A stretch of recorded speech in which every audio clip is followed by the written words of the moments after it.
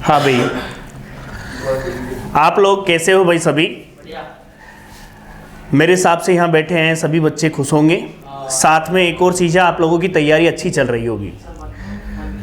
देखिए, एक और सबसे बड़ी बात है जो मैं आपके साथ शेयर करता हूँ, क्योंकि आप एक फैमिली, देखा जाए तो मेरे लिए एक फैमिली की तरह हो। तो आज हमारे 1000 सब्सक्राइबर कंप्लीट हो गए हैं। तो आप लोगों के सपोर्ट के लिए, आप लोगों को के साथ के लिए आप सभी को धन्यवाद। देखिए भाई, एक बात और ध्यान रखें, जो भी वीडियो आप देखें उस पर लाइक और कमेंट ज़रूर करें, जिससे और भी मेरे को आप लोगों के प्रति लेक्चर ज़्यादा से ज़्यादा बढ़िया बनाने का और ज़्यादा से ज़्यादा लेक्चर आपको प्रोवाइड करवाने का मोटिवेशन मिले। ठीक है, ध्यान से सुनेंगे आप लोग। हम परम्यूटेशन के बारे में बात कर रहे थे, क्रमचय के बारे में बात कर रहे थे। क्रमचय का जो टॉपिक है बहुत ही इंटरेस्टिंग टॉपिक था, जिसके अंदर हमने कुछ बातें आपको बताई थी, जिन बातों को लेकर के हमने सोल्व किया था क्वेश्चन, पता हो तो आपको। ठीक है भाई, क्रमचय ऐसा टॉपिक है कि ऐसा कोई एग्जाम नहीं है जिसमें क्रमचय से रिलेटेड क्वेश्चन ना आए। समझ रहे हो मेरी बात को?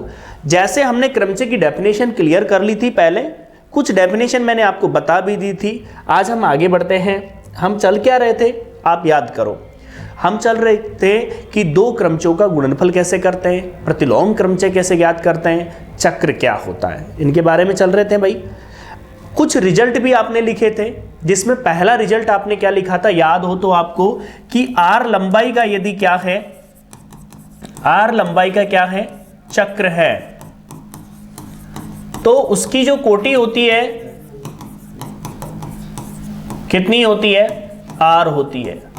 बात समझ में आ रही कि नहीं आ रही? मैंने क्या बोला, जितनी लंबाई की चक्र था उतनी ही उसकी क्या होती है, कोटि होती है।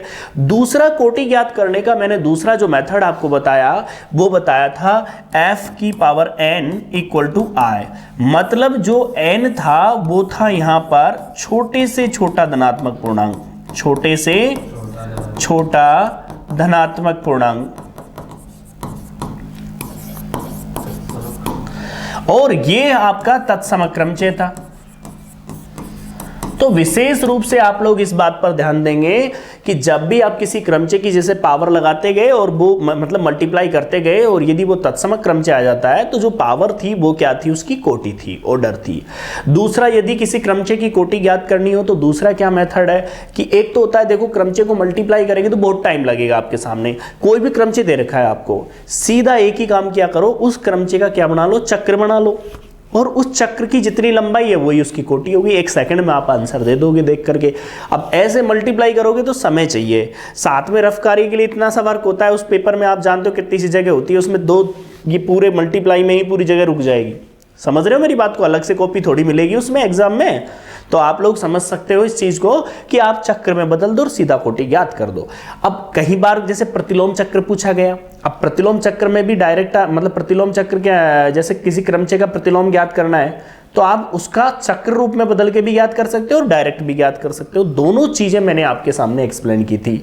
देखो, मैं आपको एक बात बता देता हूं, 100% आपके रिजल्ट के लिए आप लोगों को बड़ी मेहनत करनी पड़ेगी, और मेहनत भी ऐसी जिसमें आपका बेस पूरी तरीके से पहले क्लियर हो। मैंने आपको बताया ये जो क्लासें हैं वो आपकी बिल्कुल 0 लेवल की क्लासें हैं। मैं नहीं कहता कि मैं आपकी तैयारी करवा रहा हूं, लेकिन मैं ये जरूर कहता हूं आपकी तैयारी में मैं जरूर इन लेक्चरों के माध्यम से आपका साथ जरूर दे रहा हूं। और इस चीज़ को आप समझ भी पाओगे यदि कंटिन्यू आप लेक्चर लोगे। जिस भी इंस्टीट्यूट का आप पढ़ रहे हो, जहां भी पढ़ रहे हो, उनकी क्लासेस लेते रहें, लेकिन ये क्लास लेने से आपको उन क्लासों को लेने में काफ़ी हेल्प होगी, काफ़ी रिजल्ट्स, काफ़ी चीज़ें आपको क्लियर होगी। ध्यान रखना। तो ध्यान देंगे, आगे बढ़ते हैं अपन। अब कुछ क्वेश्चन सोल्व कर लेते हैं, फिर आगे बढ़ेंगे। चलिए भाई, आप लोगों को मैंने एक क्वेश्चन दिया था और उस क्वेश्चन को आप लोगों ने किया होगा, नहीं किया हो तो कोई बात नहीं, अपन यहाँ पर चलते हैं आगे और समझते हैं। हाँ, कुछ परिभाषा रह गई थी, उसमें देखिए सब बच्चे देखेंगे परिभाषा। हाँ भाई, लिखिए पक्षांतरण, डेफिनेशन लिखिए सभी बच्चे। पक्षांतरण,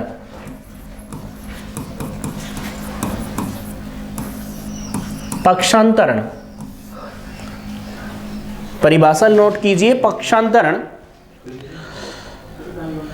वह चक्रीय क्रमचय, पक्षांतरण की परिभाषा लिखिए बच्चों, वह चक्रीय क्रमचय जिसकी, वह चक्रीय क्रमचय जिसकी लंबाई 2 हो, बातें नहीं भाई, मैंने कुछ बोला आपसे, हाँ बात नहीं करनी। क्या बोल रहा हूं मैं कि वह चक्रीय क्रमचय जिसकी लंबाई 2 हो, लिखो ना, आप क्या बातें करने लग रहे हो। वह चक्रीय क्रमचय जिसकी लंबाई 2 हो पक्षांतरण कहलाता है, पक्षांतरण कहलाता है।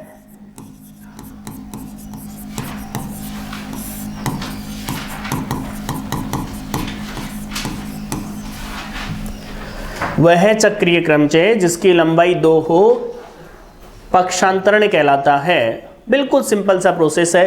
किसी का भी यदि पक्षांतरण ज्ञात करना होगा तो कैसे ज्ञात करेंगे वो देखेंगे अपन।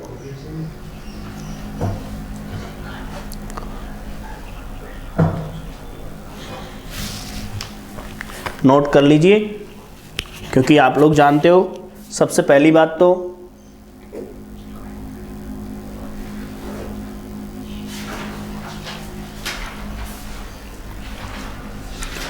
अब एक बात बताइए, बोर्ड पर ध्यान देंगे, असंयुक्त चक्र की भी डेफिनेशन लिख लो। मैंने असंयुक्त क्रमचय का भी नहीं लिखाया था, डिसजॉइंट वाला भी, इसको हम बोलेंगे ट्रांसपोजिशन।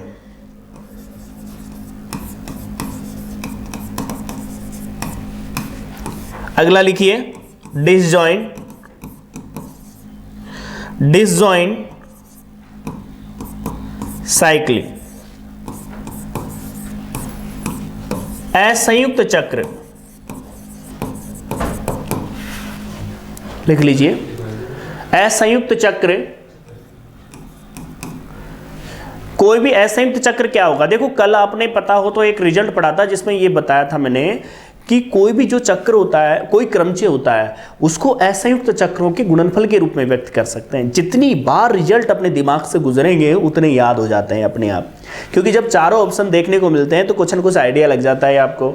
तो क्या बोला गया कि कोई भी क्रमचय होता है, उस क्रमचय को असंयुक्त चक्रों के गुणनफल के रूप में हम व्यक्त कर सकते हैं।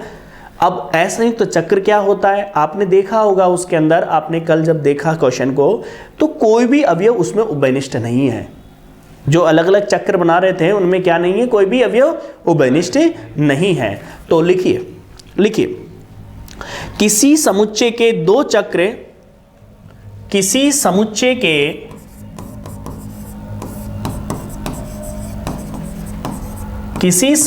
के दो चक्र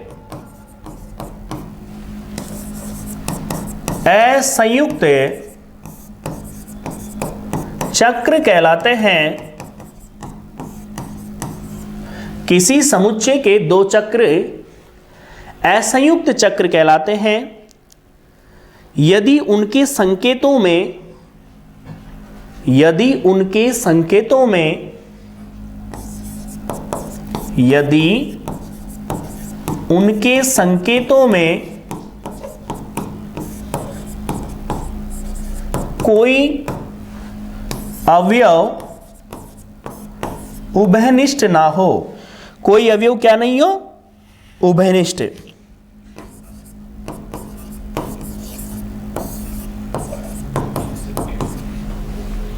बात समझ में आ रही होगी।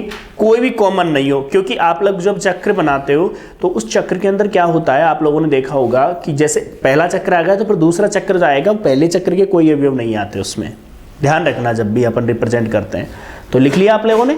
अब इन चीज़ों को हम समझेंगे और आगे बढ़ेंगे कि पक्षांतरण कैसे लिखते हैं, असंयुक्त चक्रों में किस तरह से व्यक्त करते हैं, ये सारी चीज़ें हम एक्सप्लेन करेंगे आप लोगों को। पूरा ध्यान दीजिए बोर्ड पर। आगे चलते हैं अपन। एक एग्जाम्पल लेता हूं मैं और समझाता हूं मैं आपको कि किस तरह से हम पक्षांतरणों के बारे में बात करेंगे और किस तरह से आप लोगों को समझाया जाएगा। एक क्वेश्चन ले लिया, हाँ सभी बच्चे ध्यान देंगे। एक एग्जाम्पल लिया मैंने, कोई एग्जाम्पल में जैसे अल्फा दे दिया आपको, 1 2 3 4 5 6, 2 4 1 3 6 5। ठीक है भाई, ये किस में बिलोंग करता है? ये जो ये पूरा बिलोंग करता है किस में? S6 में। मतलब को पक्षांतरणों के गुणनफल में व्यक्त कीजिए। क्वेश्चन क्या कह रहा है? को पक्षांतरणों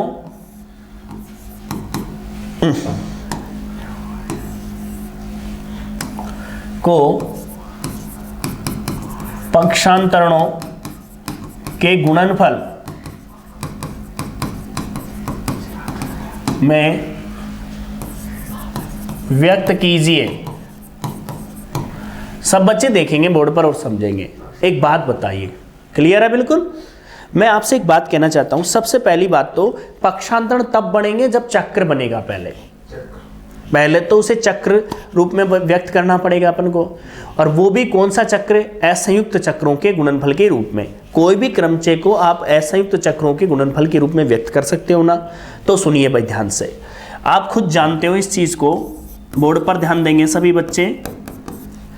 आपको गिवन है पहले तो अल्फा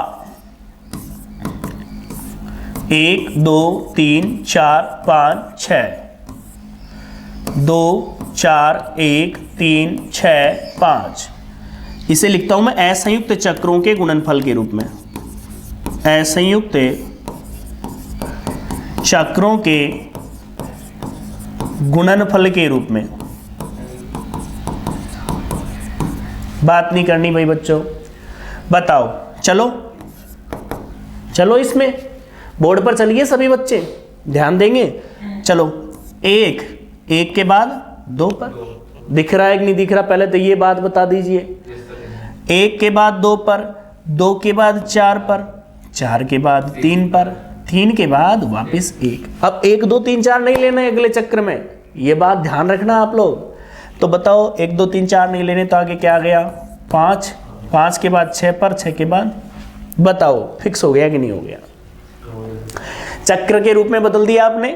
मैंने अभी बोला था आपको कि किसी भी क्रमचय को असंयुक्त चक्रों के गुणनफल के रूप में व्यक्त किया जा सकता है।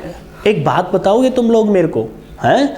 एक बात बताइए, इसे पक्षांतरण के रूप में लिखना है हमको। प्लीज बोर्ड पर ध्यान देंगे, इसका पक्षांतरण रूप है।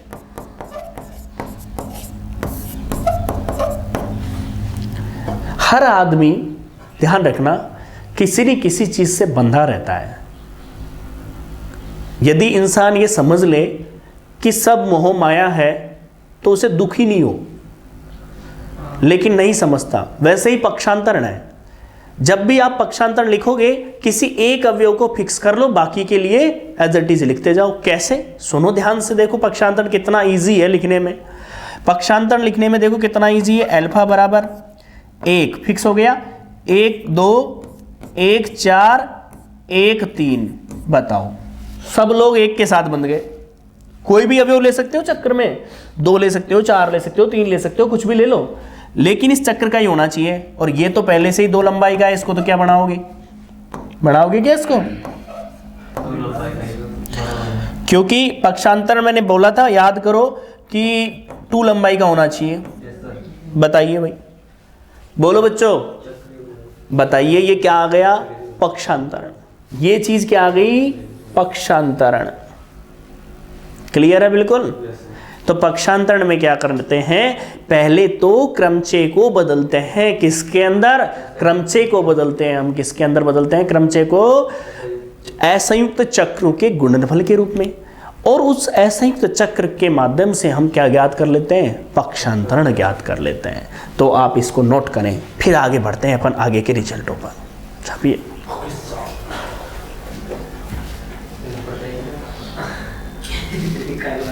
बातें नहीं, बिल्कुल भी बात नहीं करनी।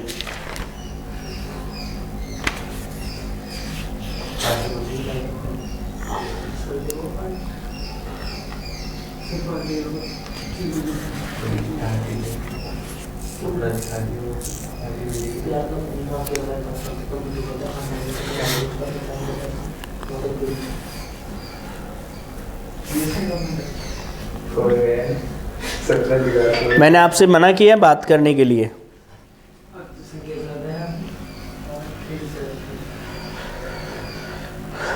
देखो कोटि की एक तो डेफिनेशन मैंने बता दी भाई, चक्र की लंबाई, लेकिन एक से ज्यादा चक्र हुए तो क्या करोगे? तो सबका एलसीएम जो होती है वो उसकी कोटि होती है। लिखाऊंगा मैं आपको,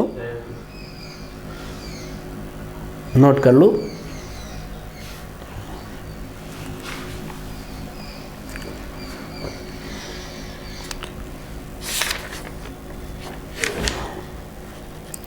अब इसके बाद कुछ डेफिनेशन और लेते हैं जिससे आपको क्लियर हो।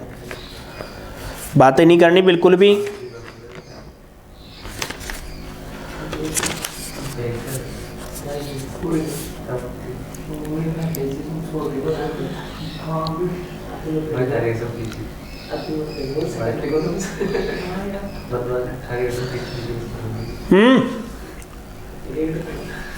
हर्ष बातें क्यों कर रहा है? नहीं सुधरोगे तुम, बात करते हो। हाँ भाई, हटा दूं?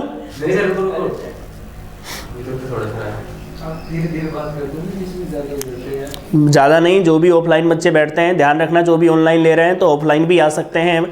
सेकंड ग्रेड का बैच कंटिन्यू है।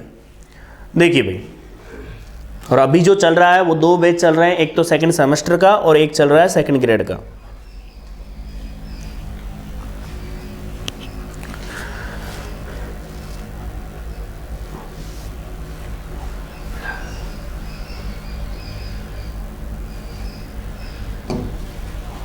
चलें, सुनिए ध्यान से, लिखिए, लिखो बच्चों। अगली परिभाषा, इवन परम्यूटेशन।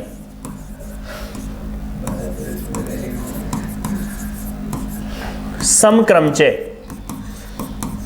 कि क्या होता है समक्रमचय? परिभाषा लिखिए, इवन परम्यूटेशन, समक्रमचय।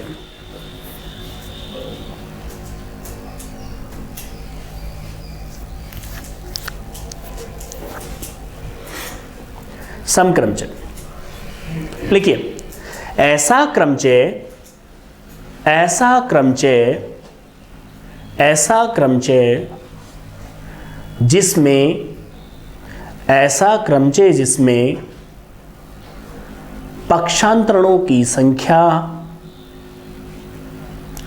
ऐसा क्रमचय जिसमें पक्षांतरणों की संख्या सम हो, पक्षांतरणों की संख्या सम हो, समक्रमचय कहलाता है। समक्रमचय कहलाता है। तो आप लोगों ने देखा होगा एक बात कि कोई भी पक्षांतर पहले तो चक्रीय क्रम असंयुक्त चक्रों में बदलो, फिर उसके बाद क्या करोगे आप? उसके बाद आप पक्षांतर लिखोगे, और यदि उस क्वेश्चन में पक्षांतरों की संख्या सम है तो समक्रमचय, और विषम है तो विषमक्रमचय होगा। क्लियर सी बात है? हाँ भाई, बच्चों ध्यान देंगे। अगला लिखिए, ओड क्रमचय। ओड परम्यूटेशन,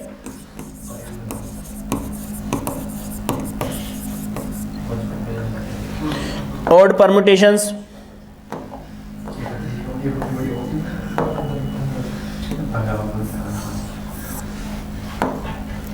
जिसे बोलेंगे विषम क्रमचय।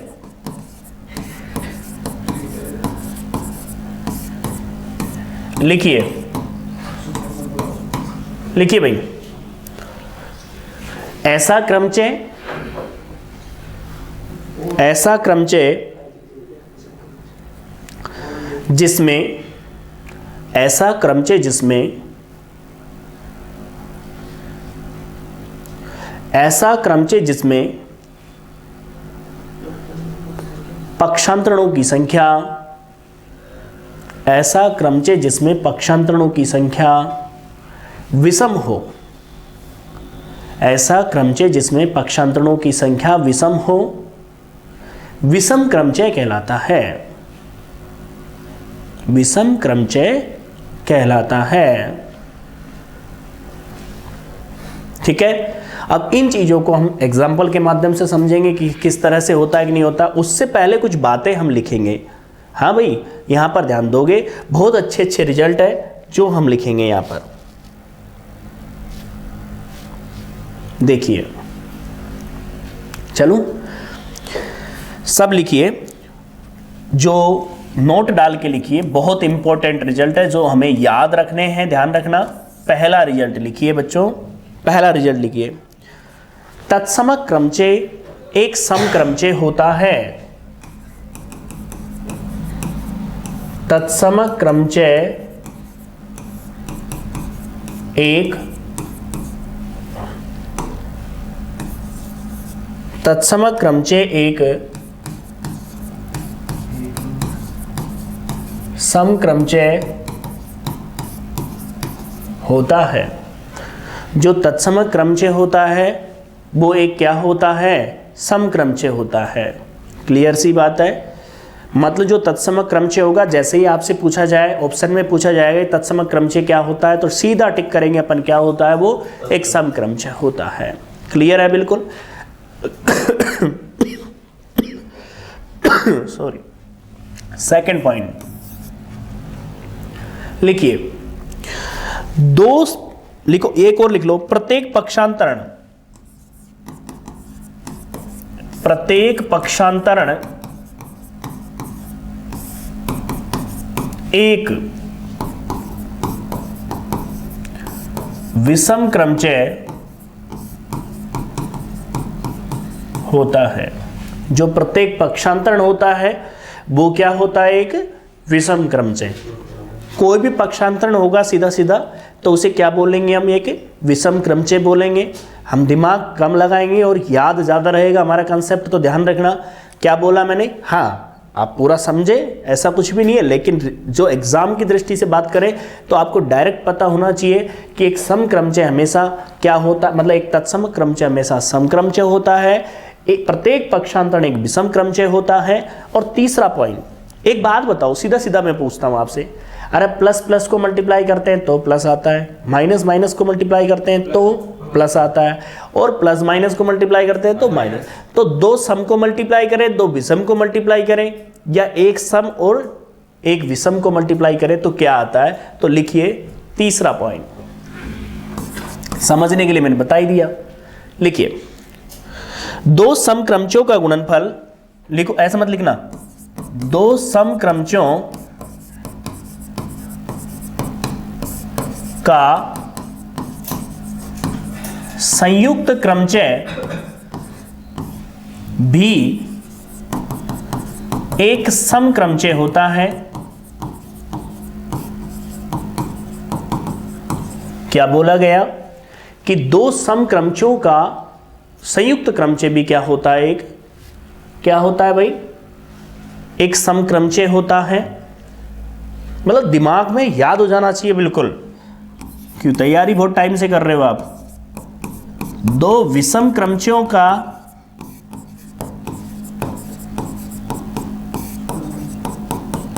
संयुक्त क्रमचय भी एक समक्रमचय होता है। मतलब दो आपके विषम क्रमचय हैं, उनका भी संयुक्त क्रमचय क्या होता है, एक समक्रमचय होता है। अब विषम कब होगा भाई बताओ, दो विषम क्रमचयों का भी एक संयुक्त क्रमचय एक समक्रमचय होता है, और एक सम और दूसरा विषम। बात समझ में आ गई होगी। एक तो सम, पांचवा पॉइंट, एक सम तथा विषम क्रमचय का संयुक्त क्रमचय भी एक विषम क्रमचय होता है।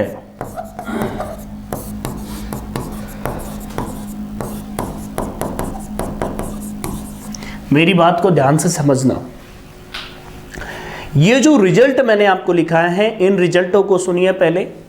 पहला रिजल्ट सुनिए, मैं बार बार आपसे कहता हूं मेरे साथ यदि आप बने रहे तो 100% आपको रिजल्ट याद हो जाएंगे, क्योंकि रिजल्ट जितने हमको पता होंगे उतने ही क्वेश्चन हमारा जल्दी सोल्व होगा। जहां सोल्व करने की जरूरत नहीं है वहां क्वेश्चन सीधा टिक होना चाहिए, ध्यान रखना इस बात को। और मैं आपको बता चुका हूं, मैं आपकी कंप्लीट तैयारी नहीं है, कंप्लीट आप खुद तैयारी कर रहे हो, क्योंकि मेरी मेहनत से ज़्यादा आपकी मेहनत काम आएगी सिलेक्शन के दौर में। मैं केवल आपको राह दिखा रहा हूं और कुछ नहीं कर रहा। ध्यान देंगे आप लोग यहाँ पर, तत्समक क्रमचय क्या होता है? एक समक्रमचय होता है। प्रत्येक पक्षांतरण क्या होता है? एक विषम होता है। याद होना चाहिए हमें कि जैसे ही पक्षांतरण की बात आई तो कौन सा? विषम। दो समक्रमचयों का संयुक्त क्रमचय भी क्या होता है? एक सम होता है। दो विषम का मल्टीप्लिकेशन भी क्या होता है? एक सम। लेकिन एक सम और एक विषम का मल्टीप्लिकेशन क्या होता है आपका? वो संयुक्त क्रमचय क्या होता है? विषम क्रमचय होता है। क्लियर होगा मेरे हिसाब से? तो ये कुछ रिजल्ट थे जो मैंने आपको लिखा है। इसके बाद भी कुछ रिजल्ट है जो हम अगले पेज पर चलते हैं। लिखिए, इंपॉर्टेंट रिजल्ट है, स्टार डाल डाल के लिखना। लिखिए, स्मॉल एन कोटि के सभी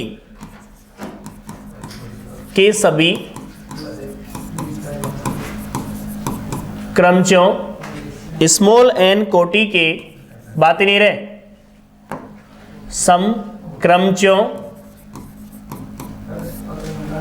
स्मॉल एन कोटि के सभी समक्रमचयों का समुच्चय, सभी समक्रमचयों का समुच्चय an एक ग्रुप होता है। an एक ग्रुप होता है जिसका ग्रुपांक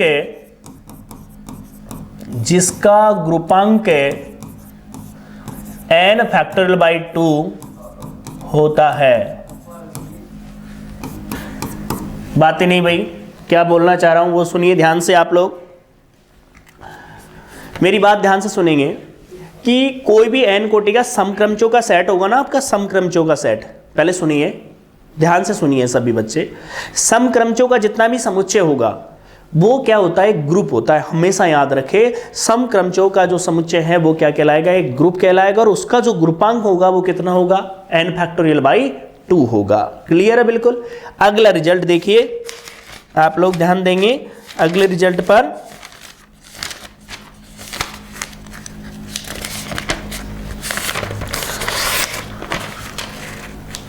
अब क्वेश्चन करेंगे अपन इसके बाद, ठीक है? इसको हटा दीजिए, ये लीजिए भाई, इसे नोट कर लिया होगा आप लोगों ने। अब हम जो पढ़ा है आज उन पे एप्लीकेशन समझते हैं, किस तरह से अपन अप्लाई करते हैं और किस तरह से बातें आपके सामने रखता हूं मैं। ठीक है भाई? देखिए भाई, एक छोटा सा क्वेश्चन लेता हूं जिससे पूरी चीजें एक्सप्लेन करता हूं आप लोगों को, जिससे आपको एक एक चीज क्लियर हो जाए।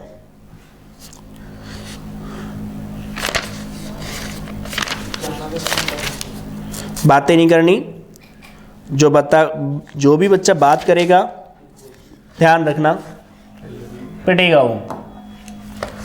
क्वेश्चन लेता हूं मैं, बिल्कुल simple question. Question number first, यहां ध्यान दो। क्वेश्चन नंबर फर्स्ट है, जो बीएससी के बच्चे हैं, बीएससी बीएड के हो चाहे सेकंड ग्रेड के हो, सबके लिए यूजफुल रहेंगे ये।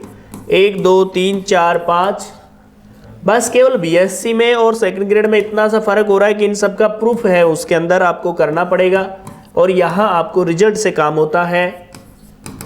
2 3 4 1 5 4, एक है 1 2 3 4 5, 1 5 4 3 2, यही है ना भाई?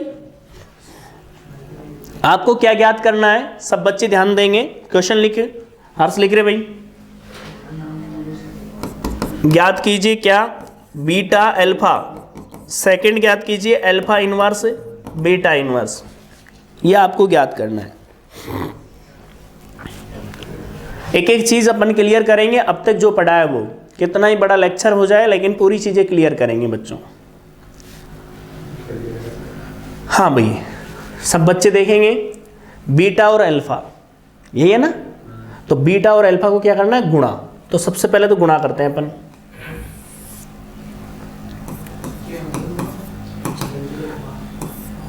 एक 2 3 4 5, 2 3 1 5 4,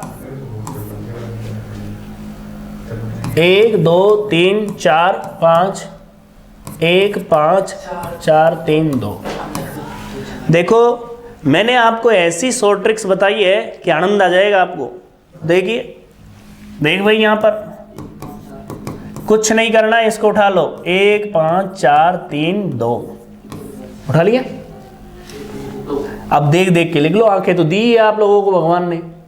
तो देखिए, 1 के नीचे 2, 5 के नीचे, अब कोई ऐसा कहे कि मेरे को दिखता ही नहीं है, 5 के नीचे 2 की जगह 4 लिख दे, तो वो तो तेरी प्रॉब्लम है भाई।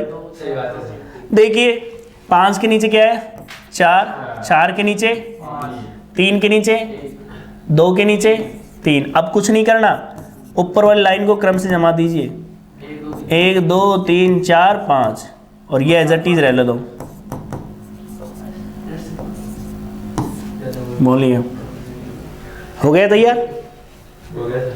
अब इसका यदि चक्र रूप बनाना चाहूं मैं, तो मान लो आंसर में चक्र रूप दे दिया हो, सपोज करो, तो कैसे बनाओगे चक्र रूप इसका?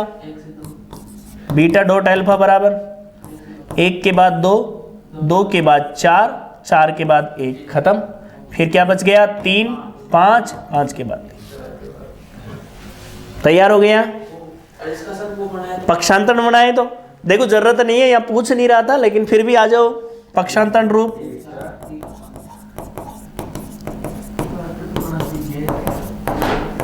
एक फिक्स कर लो, 1 2 1 4 3 5।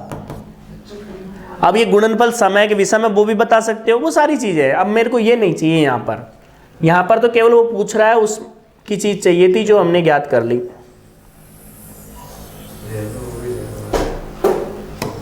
चले भाई, अब क्या पूछ रहा है पता है क्या? बताओ क्या पूछ रहा है? Alpha inverse dot beta inverse है। अरे पहले तो इनवर्स ज्ञात करो और उसके बाद क्या करो, गुणनफल करो। तो देखिए, सबसे पहले तो यहां चलते हैं अपन, अल्फा इनवर्स पर चलते हैं।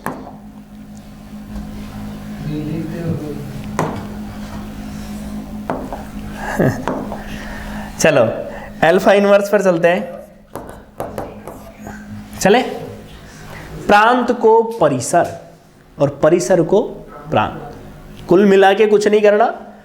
अल्फा को देखो, बोरा उल्टा कर दो उसको, 2 3 1 5 4, उसको नीचे ले आओ, 1 2 3 4 5, दिख गया? क्लियर है? अब बीटा इनवर्स निकाल लो। 1 भाई, अभी इसको अल्फा इनवर्स पूरा नहीं हुआ, ये अल्फा इनवर्स पूरा नहीं हुआ बच्चे, भूल गए तुम तो देखो, अब ऊपर वाली लाइन को क्रम से जमाओ। 1 2 3 4 5। अब देख देख के लिखना पड़ेगा आपको। 1 के नीचे क्या है, 3, 2 के नीचे बताओ 1, 3 के नीचे बताओ 2, 4 के नीचे 5 और 5 के नीचे 4। अब बना है अल्फा इनवर्स। देखो पिछले वाले में जब गुणनफल ज्ञात करते हो ना, तब तो आप एक स्टेप से जब परिसर को उठा के रख दिया और फिर देख के लिख दिया, फिर उसके बाद ऊपर वाली लाइन को जमाते हो। लेकिन इनवर्स में क्या है कि जब ऊपर वाली लाइन को जमा रहे हो ना आप, उसके बाद फिर देख देख के लिखना है किसके नीचे क्या है। बात समझ में आ रही है बात आपको?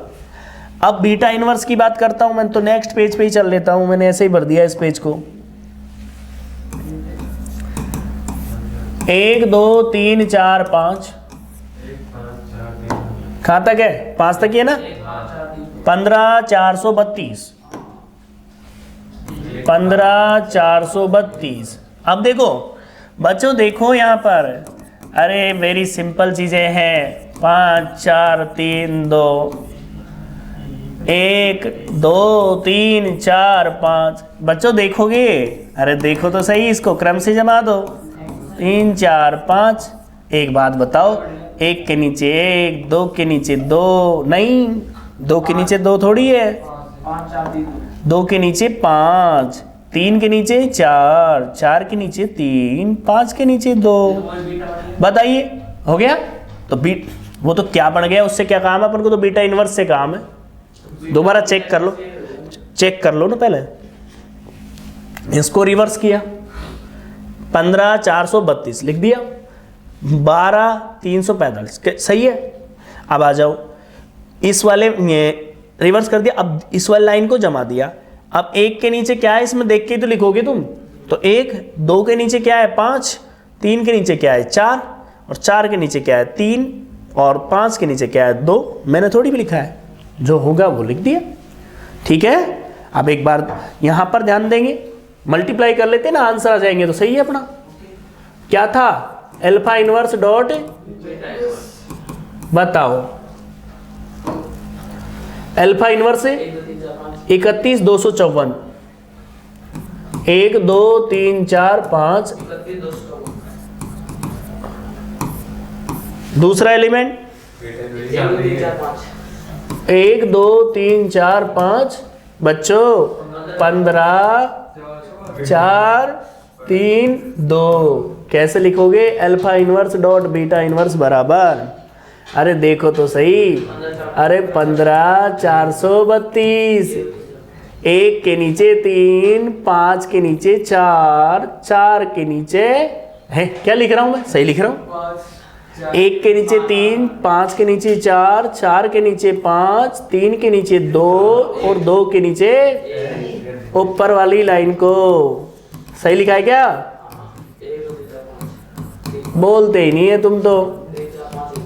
अब ऑनलाइन वाले तो चलो ठीक है, मैं लाइव नहीं ले रहा तो अब बोलते नहीं है, लेकिन आप लोग तो बोलो। देखिए अब इसको चक्र रूप में बदल दो, क्या पता आंसर चक्र रूप में दे रखा हो। 1 के बाद 3, 3 के बाद 5, 5 के बाद वापस कंप्लीट, जहां से चला वहीं लौट कर आया तो एक चक्र कंप्लीट हो जाता है, ध्यान रखना सभी। आगे बढ़ू, 2 के बाद 4 पर, 4 के बाद 2 पर, सारे आ गए अवयव, क्लियर है बिल्कुल। अब ये हो गया सोल्व। अब एक बार आंसर देख लेते हैं इसके, सही आ रहे होंगे तो।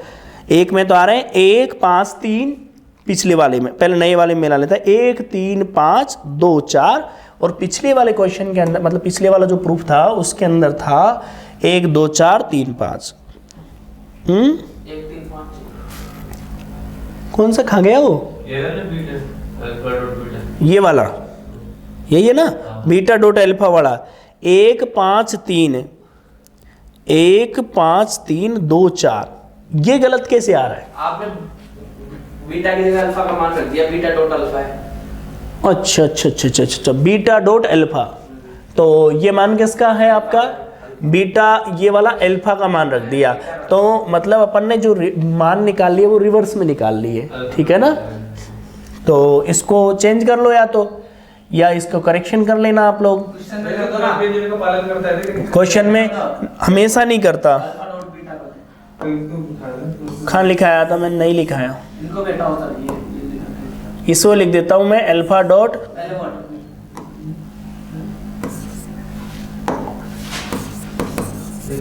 यही है ना।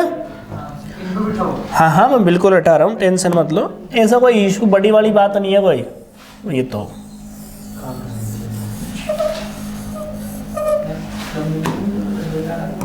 Alpha dot beta, alpha dot beta, alpha dot beta और अल्फा डॉट बीटा, और ये क्या था, ये कौन था, ओनली अल्फा ना है, अल्फा इनवर्स निकाल रहे थे अपन, ये अल्फा इनवर्स था। सुनो अब ध्यान से, एक बार चेक कर लो बच्चों, इसको चेक कर लीजिए पहले, क्या पता गलत हो जाए। अल्फा का मान बिल्कुल क्लियर है, बीटा का मान देखो क्लियर है, गलती नहीं हो लिखने में, इसे उठा के लिख दिया। अब इसमें देख के लिखिए, 1 के नीचे 2, 5 के नीचे 4, 4 के नीचे 5, 3 के नीचे 1, 2 के नीचे 3, ऊपर वाली लाइन को क्रम से जमा दिया, नीचे वाली 24 5 1 3। अब 1 के बाद 2 पर, 2 के बाद 4 पर, 4 के बाद 1 हो गया, 3 के बाद 5 और 5 के बाद, बिल्कुल राइट है। क्लियर है बिल्कुल। अब आप पहले से नोट करें, लिखिए, सब बच्चे लिखिए।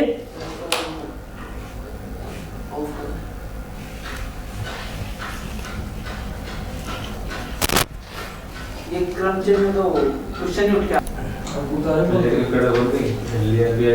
अरे थारी की तू मतलब सारी मर्जी चलेगी ना, क्लास है, क्लास के हिसाब से यार मतलब